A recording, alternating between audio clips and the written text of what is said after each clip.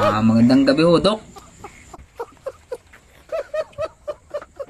Ano ang iyong problema, Tutoy? Ay, ako ho ay laging nasakatang ngipin.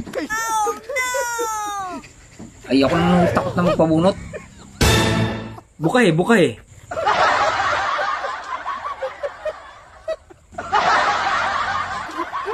Parang medyo malala na nga ang iyong ngipin. Ano kaya ako, Dok? May pag-asa pa?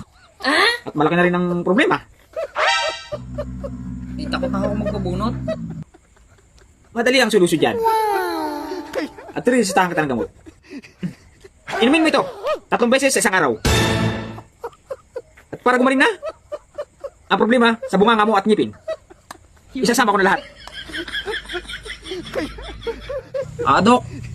Ay, ba't naman ho, tayo tapos naman ho ang niresita nyo sa akin? Huwag ka na magtaka, Tutoy. Dahil ang bunganga mo'y amoy tay. Ang bunganga mo'y amoy tay.